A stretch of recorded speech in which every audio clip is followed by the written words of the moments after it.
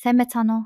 Сургууль руугаа инээмсэглэн алхсан 8 настай охины амьдрал хэдхэн минутын дотор оронгоороо эргэж тэр чигтээ там болон хувируул яах вэ? Өнөөдрийнхөө бичлэгээр уй гашуу, өвдөлт, шанзал, басхуу хизээч бүхэшгүй гэр бүлийн хайр, итгэл найдварыг нэгэн дор харуулж чадсан бодит явдлаас идэвсэн Hope киноны товчлыг хүрэхэд бэлэн боллоо. Бичлэгээ дуустын хамтдаа үзээрэй. Кино эхлэхэд хүл хөдлөн ихтэй хотын дээгүүр салхины аясаар эрх чөлөөтэйгээр хийсэх цаасан шувуугаар эхэлдэг. Энэ хотод Со Вон гэх цовоос сэргэлэн сониуч 8 настай охин амьдрах бөгөөд тэрээр балчир хэдий ч үе тэнгийнхнээсээ хавьгүй ухаалаг нэг юм. Тэрээр өдөр бүр сайн найз Ён сүхтэйгээ хамт сургууль руугаа алхдаг. Нэгэн өглөө Со Вон сургуульдаа явхаар бэлтгэж байхдаа ээжээсээ үсийг нь боож өгөхийг гуйх боловч ээж нь ажил болон гэрийн ажилдаа дарагдан түүнд туслах завгүй байдаг. Үүнийг анзаарсан аав нь охиныхоо үсийг боож өгөхөө шийднэ. Ингээд Со Вон сургууль руугаа гарахад бэлэн болох үед гадаа гинт бороо орж эхэлдэг. Ээж нь түүнийг сургуульд нь хүргэж өгөх үү гэж асуухад Со Вон ээжийнхээ хэр их завгүй байгааг сайн мэдэх тул гүүгээд л 3 минутын дотор хүрчгэнэ гэж хэлдэг байна. Ээж нь түүнд илүү аюулгүй учраас төв замаараа явахыг захина. Ингээд охин сургууль руугаа явах боловч найзууд нь хэдийнэ түүнээс төрүүлээд явчихсан байдаг. Түүний сургууль руугаа асгаж байх үед нэгэн үл таних эр холоос ажиглаж байдаг. Дараагийн хэсэгт киноны эхэнд эрх чөлөөтэй хийсэж байсан өнөөх цаасан шувуу усан борооноор нойтон зам дээр унсан байхыг харуулна. Өнөөх эр цаасан шувууг газраас авч Со Вон руу дөхөж очоод шүхрийг нь маш хөөрхөн юм гээд хамтдаа бариад алхах уу гэж асуудаг. Со Вон сургуулиасаа хоцорч байгаагаа хэлээд ээлтгээр татгалзана. Охин эргэж харахад сургууль тун ойрхон харагдах боловч усархаг ширүүн борооноос болоод сургуулийн гаднах орчин ямар ч хүн амтангүй нам гүн байдаг. Дараагийн хэсэгт аимшигт явдал нүдний өмнө дэлэлддэг. Со Воны шүхөр бүрэн эвдэрч цүнх, гутал болон бусад эд зүйлс нь эзгүй орхигдсан газар тараад унчихсан байна. Охин өөрөө ч мөн тэнд хүнд бэртэж, чичирч дагжин хэвтэх бөгөөд эцсийн хүчээ шавхан байж утсаараа тусламж дууддаг. Удалгүй түргэн тусламж ирж түүнийг яаралтай эмнэлэгт хүргэдэг. Со Воны ээж эмнэлэгт ирээд охиныхоо байдлыг харамгцаа сэтгэлээр бүрэн унаж цочролд ордог. Охины бие тэр чигтээ шарах сорвоор дүүрсэн байх нь түүний ямар аимшигт хэрцгийлэлд үрцнийг гэрчилнэ. Өнөөх эр түүнийг хүчирхийлээ зогсохгүй, үхлийн ирмэгт хүртэл нь зодсон байдаг. Гисэн хэдий ч ямар нэгэн гайхамшигаар Со Вон амьд үлдсэн байдаг. Эмч нар охины амийг аврахын тулд яаралтай хагалгаанд орох шаардлагатайг эцэг эхэд нь дуулгадаг. Хагалгааны дараа эмч нар охины биед учирсан хохирлын хэмжээг тайлбарлах бөгөөд Со Воныг амьд үлдээхийн тулд гидс болон шулуун гидснийх нь ихэнх хэсгийг авч хиймэл гарцаар солин адашлуулах өөд суулгах шаардлагатай болсмог хийдэг. Цаашлаад охин насан туршдаа ийм байдалтайгаар амьдрах ёстой болсон гэх зүрх зүсэн мэдээг дуулгана. Энэхүү хүнд уй гашуу эцэг эхийнх нь мөрөн дээр бууж цаашдын урт удаан хүнд хэцүү замыг хэрхэн туулах вэ гэх шаналлалтай нүр тулдаг. Совон эцэст нь ухаан орох үед аав нь түүн рүү яаран очдог. Охин аав руугаа хараад "Та өнөөдөр ажилдаа яваагүй юм уу?" гэж асууна.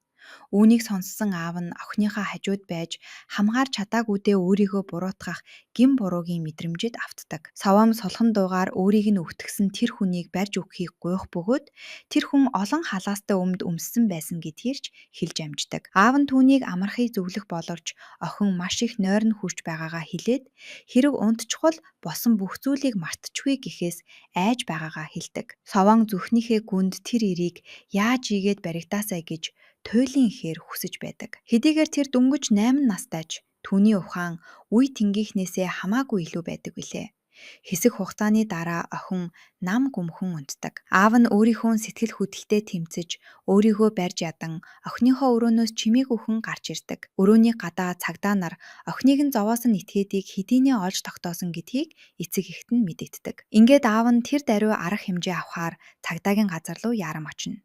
Гэвч цагдаагийн ажигтан тэр хүнийг баривчлах хангалттай нотлох баримт байхгүй байгаар дуулгаад хэргийг үргэлжлүүлэхийн тулд Совооны мэдүүлэг хэрэгтэй гэдгийг хэлдэг. Аав нь энэ тухай эхнэртэй хэлэхэд эхнэр нь маш ихээр уурладаг. Тэрээр охиноо тэрхүү аимшигт үйл явдлыг дахин дурсаж тэр шахахыг дахин мэдрээсэй гэж огтхон ч хүсэхгүй байдаг бөгөөд тэдний дунд ширүүн маргаан өрнөнө. Охинд нь тохиолдсон энэхүү аимшигт явдлыг даван туулах гэж хичээж буй тэд хоёулаа сэтгэл санааны хувьд гүн хямралд орж бүрэн сүрсэн нь илт харагддаг. Тэднийг ийхүү шаналж байх үед нэгэн цагдаа аав дээр нь ирж гэртээ хараад Совооны бүх тоглоомыг цуглуулж эмнэлэгт авчирхийг санал болгодог. Аав нь энэ хүсэлтийг сонсоод баг зэрэг гайхаж хоцрох бөгөөд цагдаа Совоонтой ажиллахаар тамдигдсан эмэгтэй сэтгэл зүйж ингэж хүссэн болохыг тайлбарладаг. Эргэлдэж байсан ч охиныхоо төлөө юу ч хийхэд бэлэн байсан аав нь гэртээ харна. Тэндээс тэрээр Совооны хамгийн дуртай Кокомон тоглоомыг олж охинд нь ямар нэгэн байдлаар тус болно гэж найдан эмнэлэг рүү болгоомжтойгоор авч явдаг. Эмнэлэгт сэтгэл зүйч ирж Совооны эмчилгээг эхлүүлэх бөгөөд тэрээр хамгийн түрүүнд охинтой хамт тоглож түүнтэй итгэлцлийн холбоо тогтоохыг хичээдэг байна. Тэр охинд хамгийн дуртай тоглоомыг нь өгөхөд охины нүүрэнд бяцхан инээмсэглэл подорно. Ингэснээр Совооны биеэ авч явах байдал аажмаар хэвийн болж охин илүү тайвширч тухтай болох үед сэтгэл зүйч түүнээс зөөлнөөр асуултууд асууж эхэлдэг. Энэхүү уулзалтыг тэнд байсан цалдаа нар бүхэлд нь камерт бичиж авч байдаг бөгөөд сэтгэл зүйч Совоонд янз бүрийн хүмүүсийн зургийг нэг нэгээр нь харуулна. Охин өөрт нь тэр их өвдөлтийг мэдрүүлсэн хүний зургийг хармагцаа шууд л нүдээ тас амьдар. Үүнийг харсан сэтгэл зүйч энэ хүн л жинхэнэ гэмт хэрэгтэн мөн байна гэдгийг шууд ойлгоно. Үүнийг илүү баталгаажуулахын тулд Совоонд арай жижиг хэмжээтэй хит хитэн зураг харуулж тэр хүний заахыг хүсэх бөгөөд охин маш их айдастайгаар чичирсэн гараа аажмаар өргөж түүний амьдралыг сүрүүлсэн өнөөх араатныг заадаг. Совооны энэхүү баталгаагаар цагдаа нарт гэмт итгээдийг баривчлах хангалттай нотлох баримт бүрддэг. Сэтгэл зүйч явхаасаа өмнө аавтай нь уулзаж Совооныг бие махбод болон сэтгэл санааны хувьд итгэхэд цаг хугацаа маш их дэмжлэг хэрэгтэйг мөн гэр бүлийнхнийх нь оролцоогүйгээр түүнийг бүрэн итгэх боломжгүйг тайлбарлаж өгнө. Тэгээд нэрийн хуудасаа өгөх бөгөөд тусламж хэрэгтэй үед хизээж хамаагүй холбогдож болно гэдгийг захидаг. Гэвч үүнийг сонсож зогссон Совооны ээж уур бухимдалтай автан нэрийн хуудсыг нь шүүрч аваад сэтгэл зүйчэд буцаан өгч ямар ч тусламж хэрэггүй хэмээн татгалздаг. Энэ хооронд цагдаа нар хүчирхийлэгчийг амжилттай баривчилж энэ мэдээ хэвлэл мэдээллээр маш хурдан таахдаг байна. Сэтгүүлчид уг хэргийг сурвалжлахаар эмнэлэг рүү шаарцгаана. Аав нь үүнийг мэдээд охиноо хэвлэлийнхний энэ их шуугианаас хамгаалахаар эмнэлэг рүү яаран очдог. Учир нь сэтгүүлчид энэ эмнэл явдлыг хэрхэн дэврэгэж Совоонд улам их сэтгэлийн шарх өгж болзошгүйг тэр сайн мэдэж байт юм. Эмнэлгийн ажилтнууд Совооныг өөр өрөөрөө шилжүүлэхээр бэлтгэх үед сэтгүүлчид ч бас дагаж явдаг бөгөөд нөхцөл байдал хяналтаас гарч байгааг мэдсэн аав нь охиноо мөрөн дээрээ өргөөд хамгийн дээд давхрын хүн амьтнаас хол тусгаарлагдсан өрөө рүү аваад гүйдэг. Энэ үед Совоон асар их айдас түгшүүрт автах бөгөөд нулимстай нүдээр аав руугаа харна. Би ямар нэгэн буруу зүйл хийчихсэн юм уу гэж асуудаг. Аав нь түүнийг ямар ч буруугүй гэдгийг зөөлнөөр хэлж тайвшруулахыг хичээнэ. Аавыгаа ингээд тайвшруулж байх хооронд Совооны биед суулгасан ялгадас тосох уут гинт задарч доторх зүйлс нь ор руу асгарчихдаг. Аав нь тэр даруй цэвэрлэж уутыг нь солихоор хөдлөх бөгөөд охиныхоо хувцсыг тайлах үед Совооны гэмтлийн дараах стрессийн хамшинж гэмт хүчтэй хөдөлж эхэлдэг. Тэрхүү аимшигт хүчирхийллийн дурсамжууд толгойд нь зургасхийн орж ирж охин бүрэн хяналтаа алдан тайван бус болж сандарч эхэлдэг. Эхэндээ аав нь гайхаж юу болоод байгааг ойлгохгүй байх боловч учрыг нь ухаармагцаа уй гашууд автан чичирч хойш ухардаг. Өнөөх араатны үлдээсэн сэтгэлийн шарах түүний төсөөлж байснаас ч хамаагүй гүн гүнзгий байсныг ойлгосон аавынх нь зүрх хідэн хэсэг бутран хуваагдах шиг л болдог. Оройн аав нь дахин өрөөнд нь орж ирэхэд охин түүнийг хармагцаа нүрээ хүнжлөөрөө яаран нуудаг. Охиныхоо энэ үйлдэлийг харсан аав нь гацаж орхидог хэдий ч ээжийнх нь би тааруу байгаа тул хэсэгтэй л эргэж ирж чадахгүй байх. Бас удахгүй эрэхтэй дүүтэй болно гэдгийг зөөлөн дуугаар хэлдэг. Харин Совоон чимээгүй л байх бөгөөд түүний хэлсэн үгэнд ямар ч хариу үйлдэл үзүүлдэггүй. Өглөө болсон үйл явдлаас болоод охин нь өөрөөс нь хүртэл айдаг болчихсныг аав нь ойлгодог. Энэ бодол түүний зүрхийг зүсэх мэд өвтгөх боловч шаналлаа нуухыг хичээнэ. Тэрээр Совоонд хандан ааваасаа нүрээ нуух хэрэггүй дээ гэж дүүлэн хэлээд хариу хүлээлгүйгээр өрөөнөөс чимээгүйхэн гарч явдаг. Эмнэлгийн төлбөр овоорч эхлэх бөгөөд аав нь төлбөрөө төлөх гэж маш ихээр зүдэрдэг. Араа барсан тэрээр хамт ажилдаг ойр дотны найз руугаа залхаж тусламж гуйдаг. Түүний найз өмнө нь ч бас тусалж дэмжиж байсан бөгөөд энэ удаад ч эргэлзэлгүйгээр тусламжийн гараа сонгодог. Найз нь түүнийг тайвшруулж, ажлынхаа талаар санаа зовлтгүй бүх зүйл сайжрах хүртэл ажил дээрх бүхий л асуудлыг өөрөө хариуцна гэдгээ хэлдэг. Хэд хоногийн дараа Совоны хүчирхийлсэн этгээдийг шүүх хурал болдог. Байцаалтын үеэр өнөөх ир бүх хэрэгээ үгүйсгэж, барилгын талбай дээр ажилдаг бөгөөд хэрэг гарсан тэр өдөржин шүнжин тэндээ ажилласан гэж мэдүүлдэг. Цаашлаад өглөө гэртээ хараад архи угаад унтсан тул юу басан талаар юу ч мэдэхгүй хэмээн гүрийдэг. Гэсэн хэдий ч цагдаа нар түүний эсрэг маш хүчтэй нотлох баримтуудыг дэлгэдэг.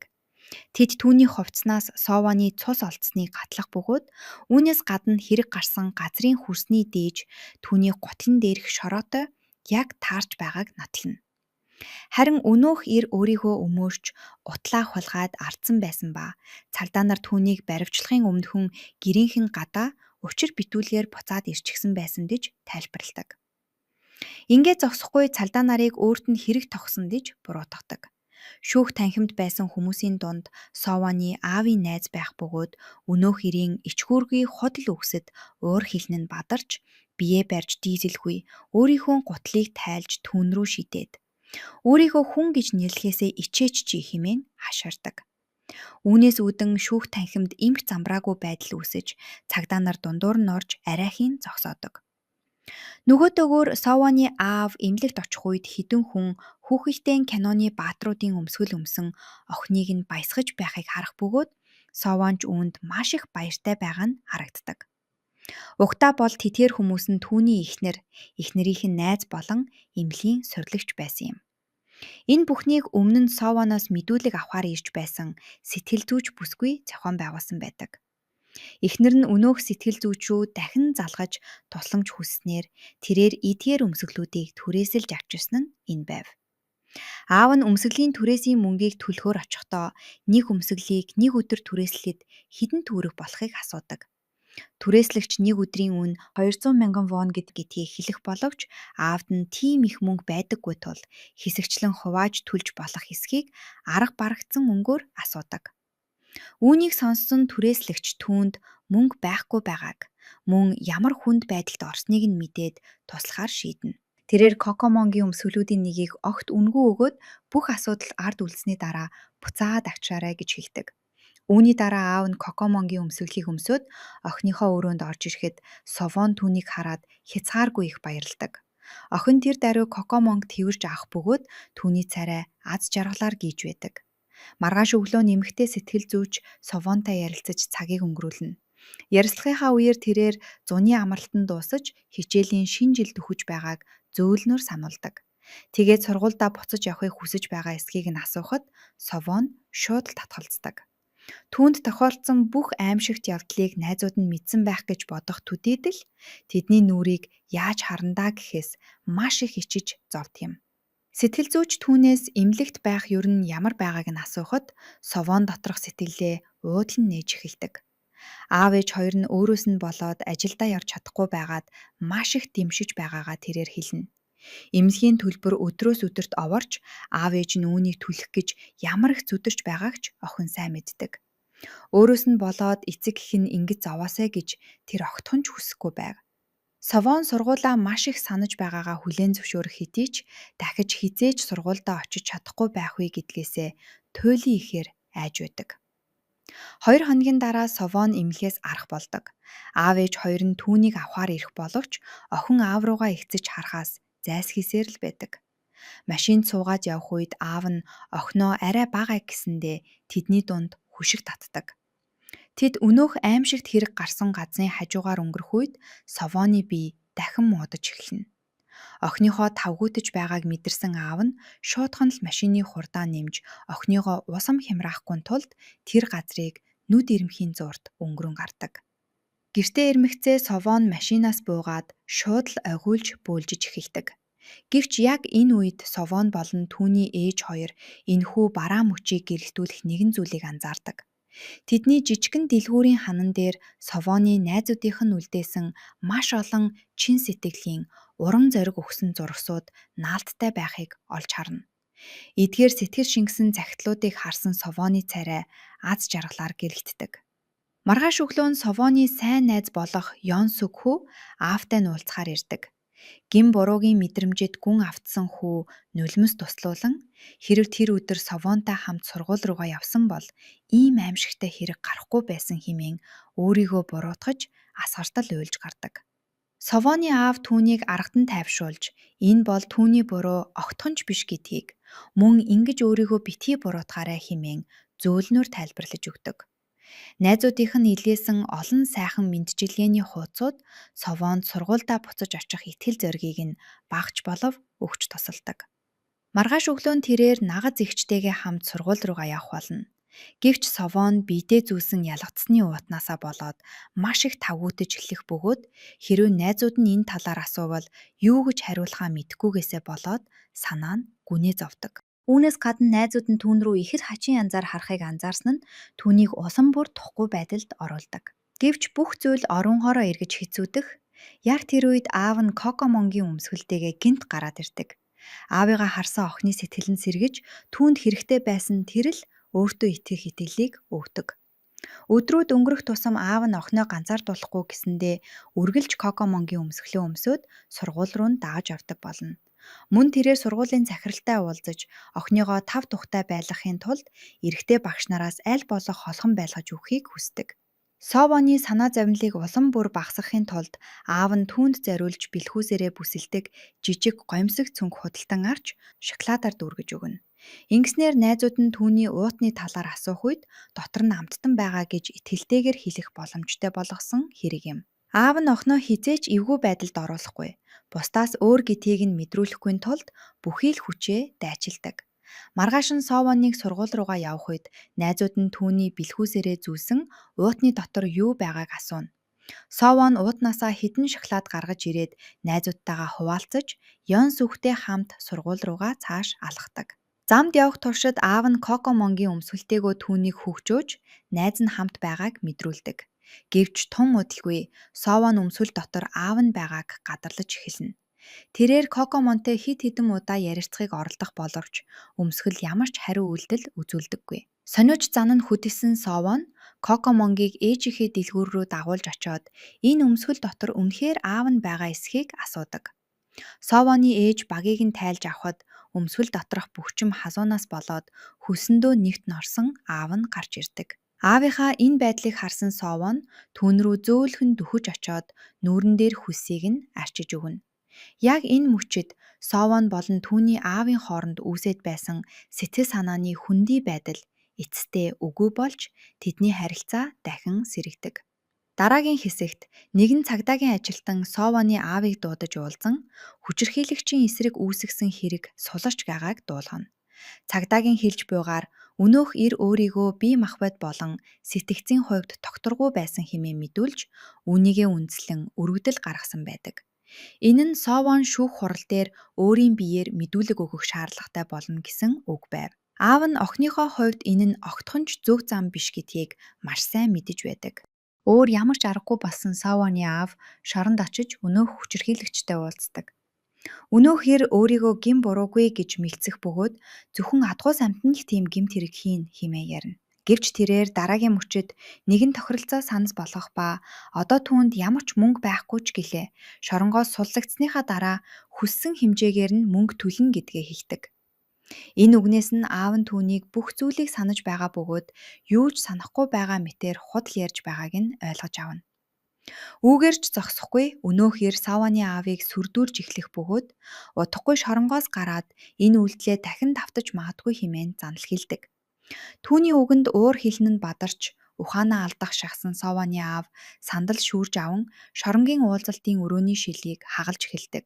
Дараагийн хэсэгт хүчирхийлэгчийг дахин шүүх хуралд авчирсан байхыг харуулна. Энэ удаад Совоныг ч мөн мэдүүлэг өгүүлэхээр дуудсан байдаг. Охин хүчирхийлэгчийг таньж заах бөгөөд шүүх түүнийг гин буруутайд тооцно.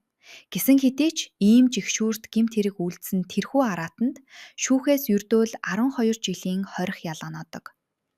Энэхүү шудраг бус шийдвэр шүүх танхимд байсан бүх хүний уур бухимдлыг төрүүлэх бөгөөд Совоны аав уур хилэндээ дийлдэж өнөөх эрийг хөнөөхөөр урагш зүтгэдэг.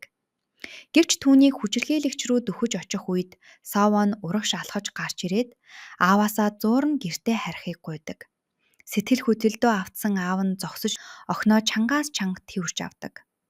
Хэдэн сарын дараа Савваны ээж амарч иж Савва нь эрэгтэй дүүтэй болно.